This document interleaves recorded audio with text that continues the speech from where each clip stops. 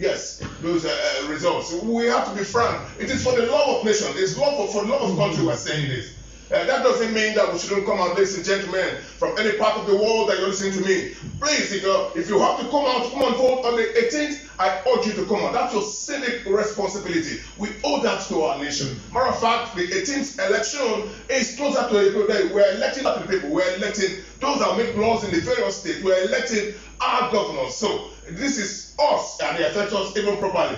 But let us not forget man's inability to learn from history is not history's fault, but man's fault. We must learn from the mistake of February 25th. Thank you, Dr. Darcy. Now, there is one very interesting thing about this whole process. You see, the judiciary is key when it comes to electioneering process.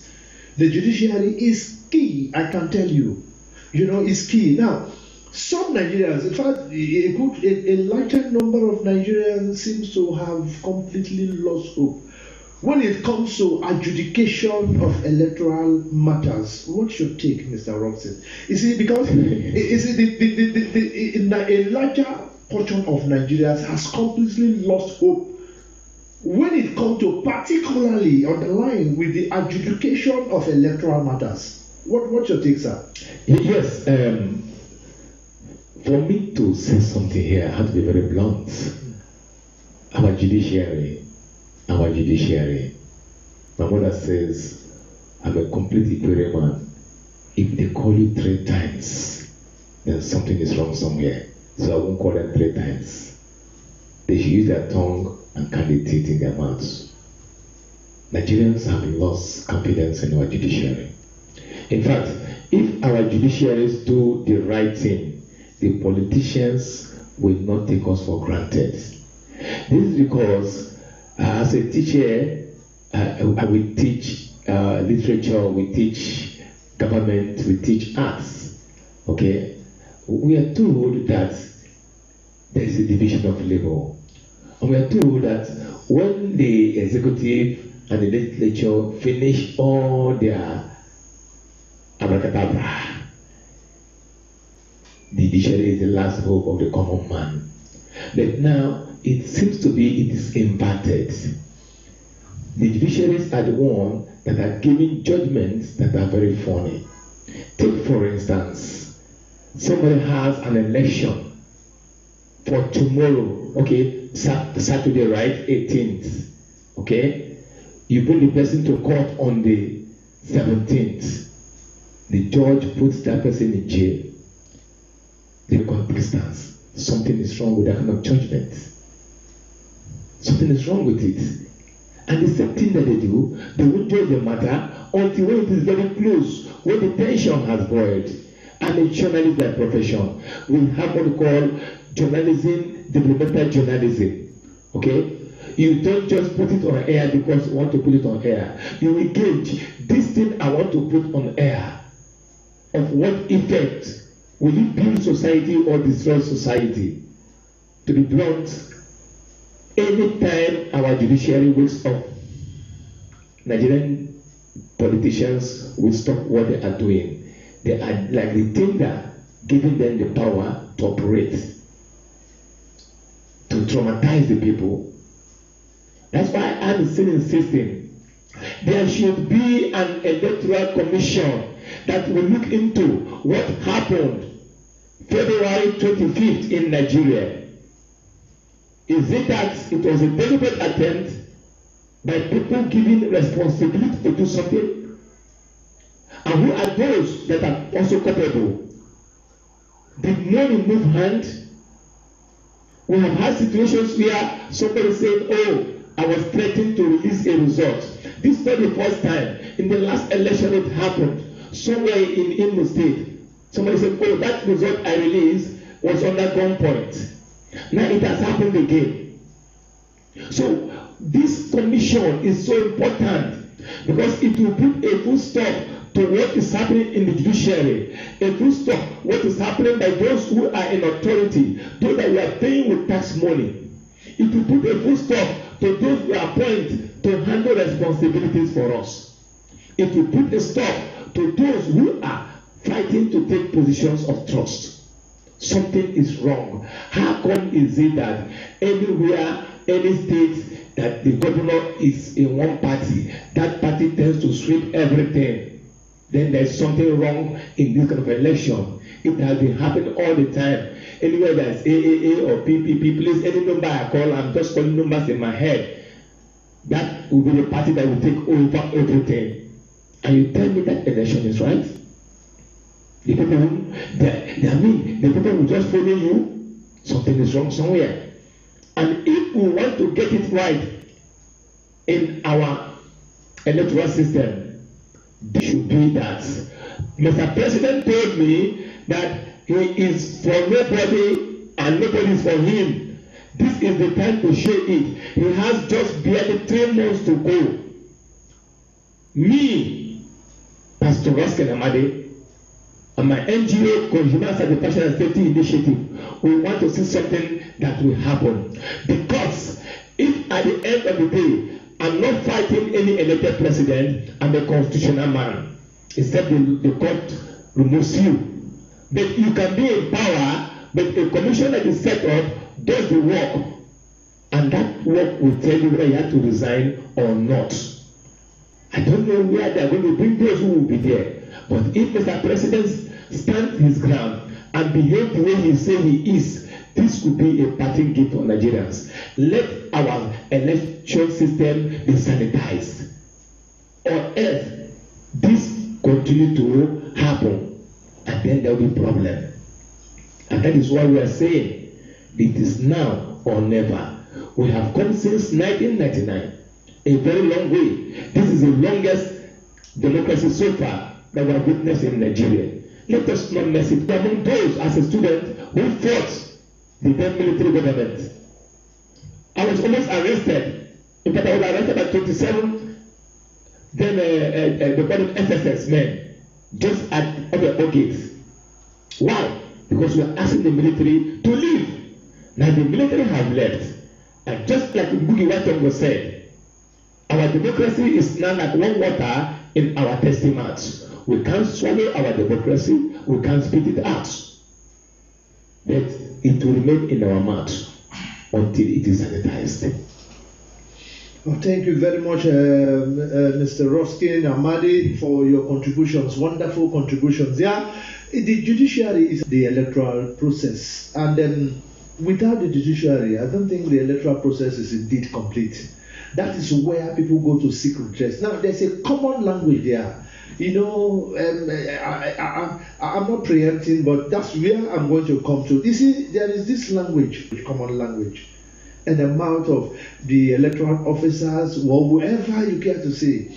You see, election will be flawed, will be seriously flawed with malpractices, violence, rigging, and all manner of things. And then you see them, they will say, we are declaring result. If you're not satisfied, go to court.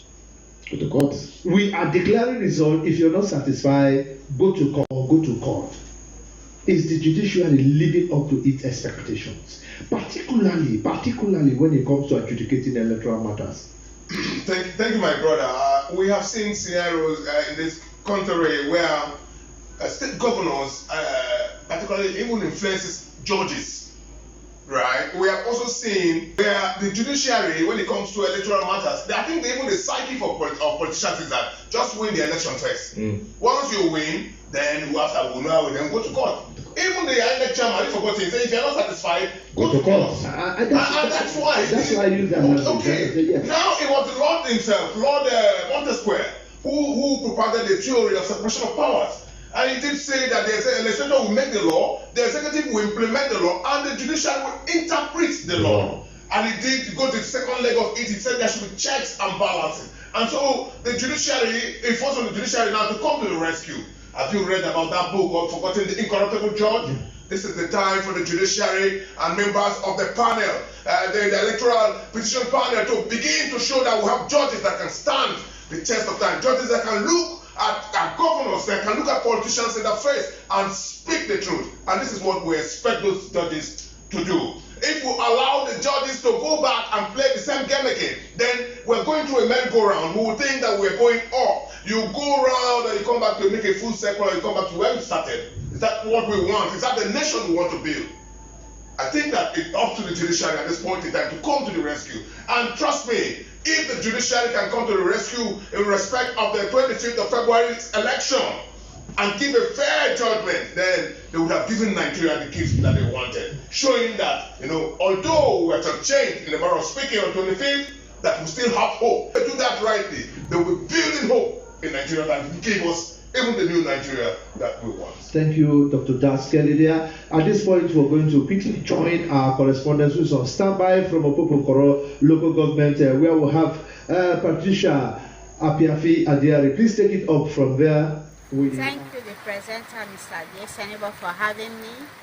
Our dialogue topic today is 18th March general election, preparations and expectation. And with me here to discuss this issue is Mr. Bright Okoy. Good morning, Mr. Good morning. Bright. Good morning, and thank you for having me. Thank you. Also, what's your take on our topic today, 18th March election, preparations and expectations? It's all right. All right. Thank you so much. Like I always say, it's a very good thing for the National Orientation Agency to always go into the streets to get the public opinions concerning national issues. And I can tell you for a fact that the expectations from Nigerians, what we're expecting from INEC, we didn't get it. Looking at the February 25th general election, it was contrary to what Nigerians were expecting. So I can tell you that people were being demoralized. I had a conversation with few persons and I asked them if they would turn up to vote for the governorship and the State House of Assembly election, and many of them were telling me no, that what they expected wasn't what they got. So INEC has helped in demoralizing more people from coming out to vote. But we as patriotic Nigerians, it is important that we all come out to vote. And I believe that is an opportunity for INEC to also redeem their image by conducting a free and fair election come March 18th. 2023, and that will also help in boosting our confidence on INEC. Thank you, sir. Thank you. I am Apiafi Patricia Komo Opopokoro LGA. Over to you, Mr. Adesenibo. Oh, thank you very much, Madam Patricia Apiafi, there for that report. We were just discussing about the judiciary being an integral part of the electoral process.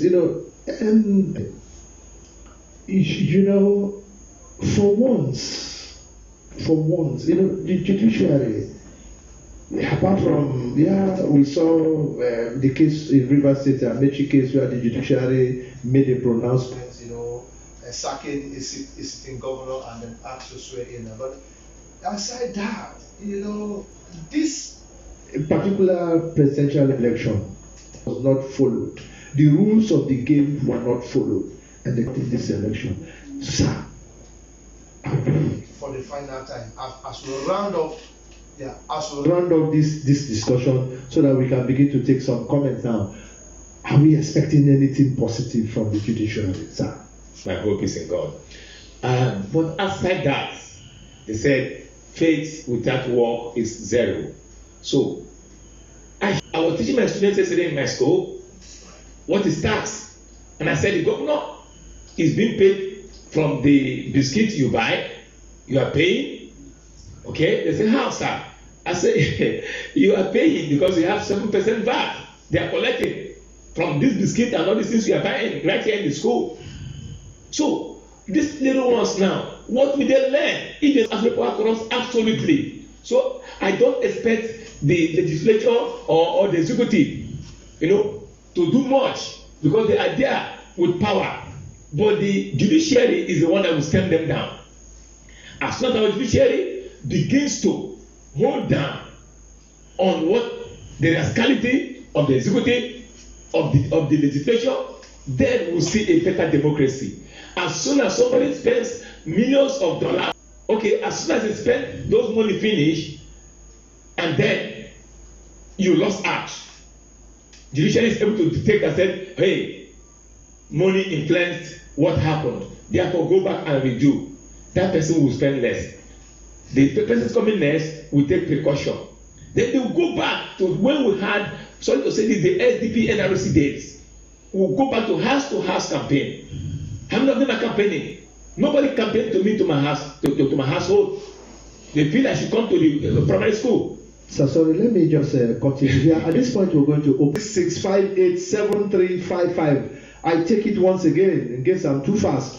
Plus 234 9166 5873 55. Let me take it for the last time. Plus 234 9166 587355. Please, when you call and you get through, your name, your location, and please be civil with your comments. Be civil with your comments. We are very particular about the kind of language you use because we are discussing for around here.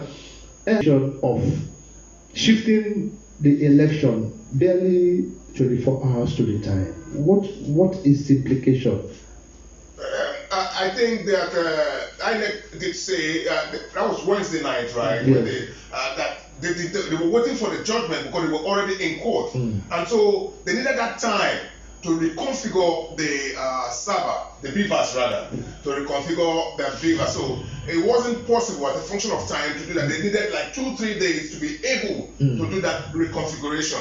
We are worried as Nigerians about that reconfiguration itself, so to say, right? But now the expectations, and you don't forget the damage that what the redesigned Naira did to our psyche and to us as Nigerians. So a lot of people just wanted to finish with 25th of February and 11th of March and finish with the election and allow things to get to normalize. And so that extension alone to even by 1 week also affects the psyche of the people. I remember talking with someone and he did say, look, I don't like as a chieftain, kind of. You know, he wanted to let the election just pass because they have lost faith already, and then you're shifting and you're still shifting, you're dragging their anticipation for a week, and that's what. But INEC, the reason they gave specifically was that they needed time to actually reconfigure. So that we can say that it's justified. That is the tone, because right now the people have no trust in the system, so they are looking everything with a double-eyed sort of. So are we agreeing that? It's a kind of. Yeah. I don't agree. I have something to say about that. Yeah. Go ahead. Yes. Thank you for bringing it again. I wanted to add that I'm tutored not to judge people well. That one in literature, we call it a foreshadow. It's a foreshadow that INEC was not prepared.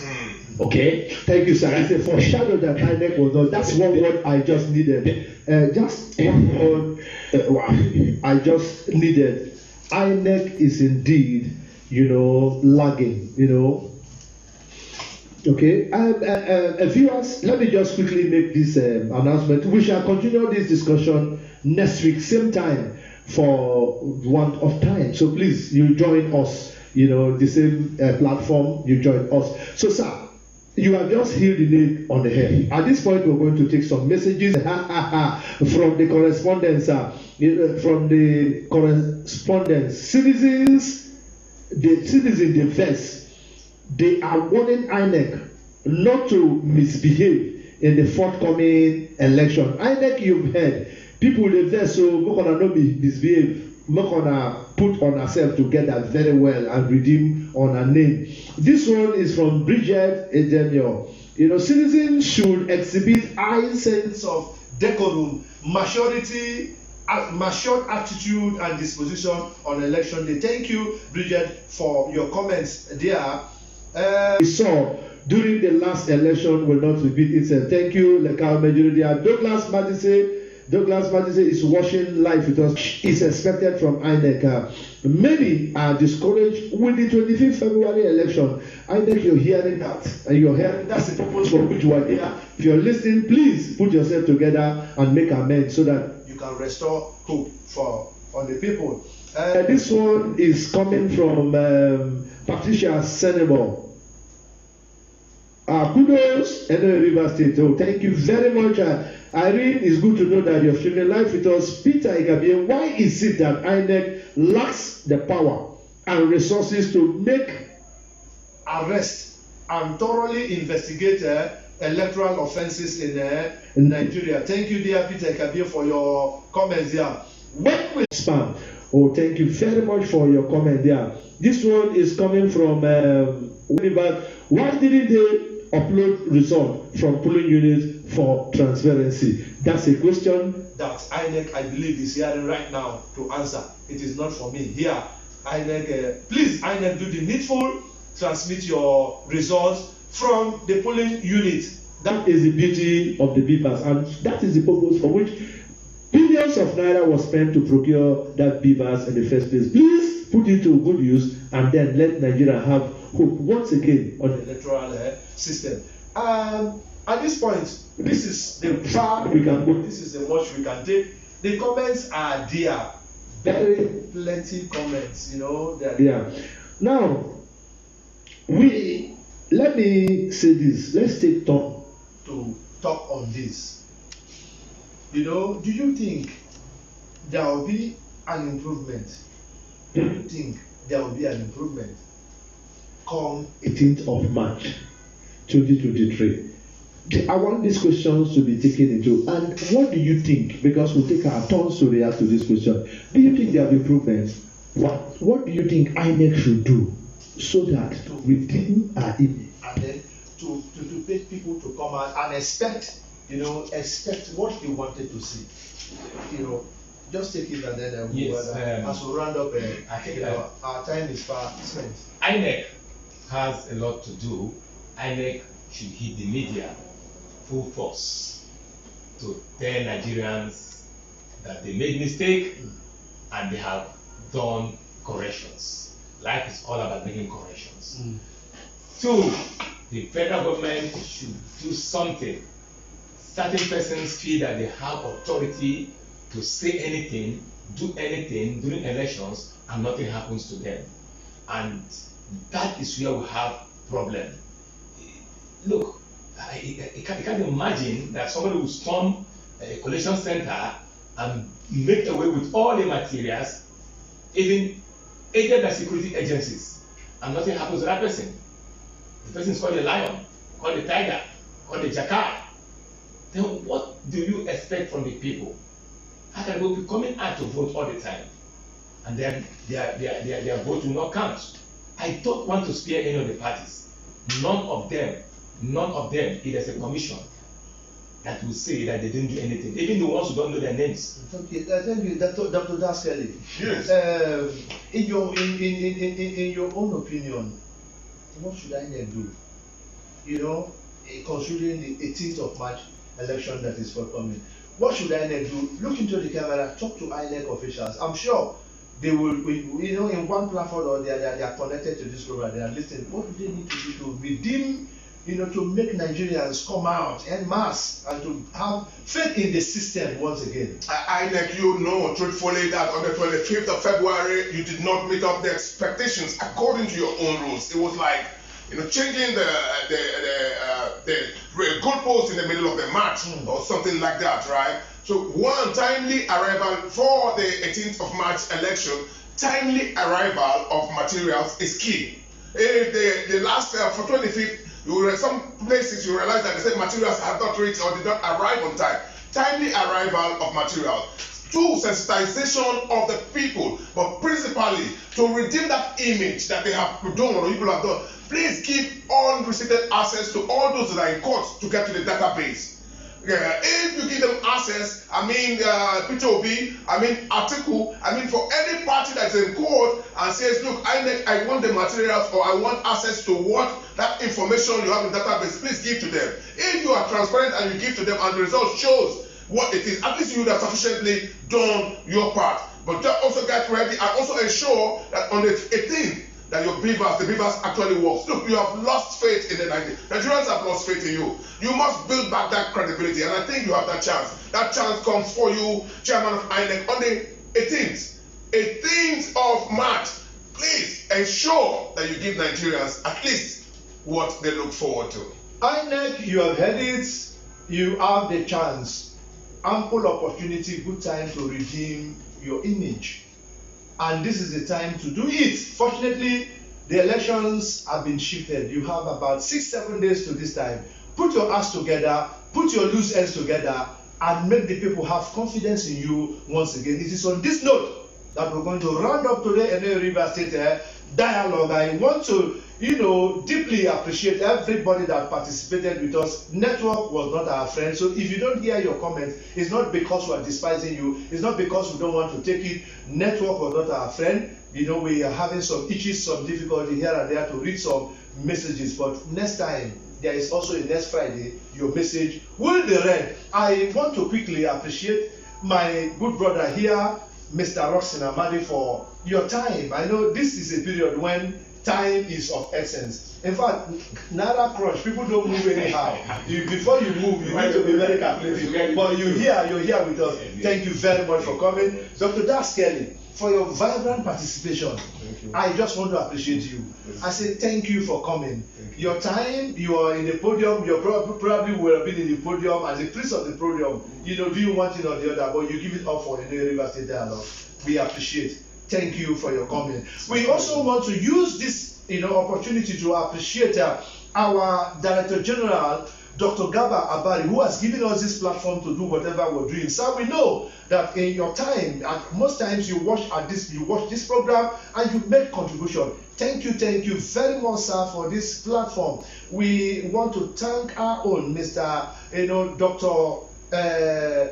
Barrister Young Ayotamno for this platform. You have been working tirelessly to make sure that this dialogue run week after week without breaking. Sir, we are not taking it for granted.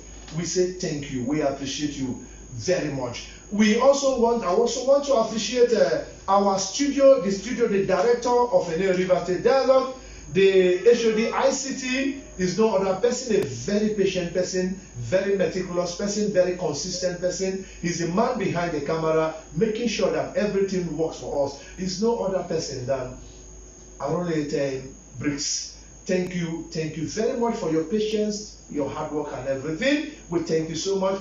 And this appreciation will never be complete if we don't recognize Ifoma Ilodigwe, who is an able assistant working tirelessly with the HOD ICT. It is on this note that we are going to wrap it up. Viewers, you have heard, you are encouraged. No matter what it is your civic responsibility, it is your right. Don't give it up. Perhaps this whole thing is a gimmick to make you give up for your country, but don't give up for your country. A new Nigeria is very, very possible. Guide your PVCs jealously. Go out on the 18th of March and then cast your vote and protect that vote and make sure that your vote counts. Until we come your way next Friday, same time. Stay safe. While you go to vote, be your own chief security officer. You have to be alive to vote. Thank you and God bless you. Peace out.